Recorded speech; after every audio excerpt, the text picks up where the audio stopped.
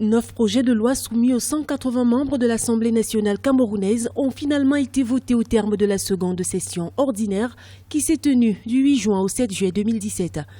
Il s'agit entre autres des projets de loi relatifs au Code de justice militaire, ceux modifiant l'organisation et le fonctionnement de la Cour suprême par la création de la section du Common Law, ou encore ceux portant statut général des entreprises et des établissements publics. En ce qui concerne le nouveau Code de justice militaire, il s'inscrit dans la dynamique de modernisation des forces de défense initiée depuis 2001 avec en toile de fond un renforcement de l'état de droit.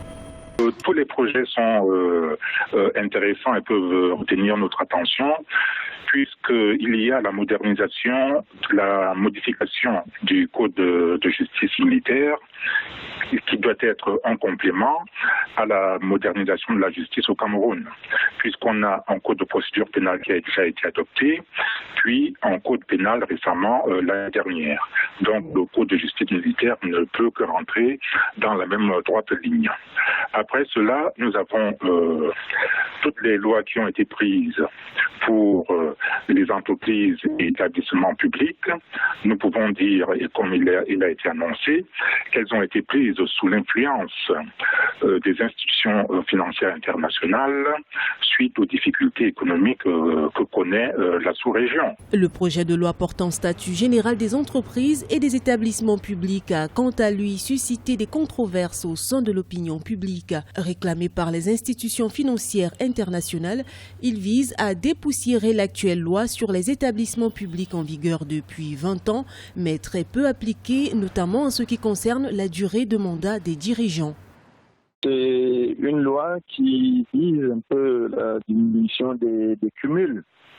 Des cumuls au niveau des présidents des conseils d'administration, par exemple. Là, les ministres ne peuvent être que présidents du conseil d'administration seule fois, d'une seule société, je veux dire. Et de même, par exemple, les députés n'ont plus droit à être présidents des conseils d'administration des sociétés publiques. Il est la question que chaque société publique ne puisse avoir qu'un seul président de conseil d'administration.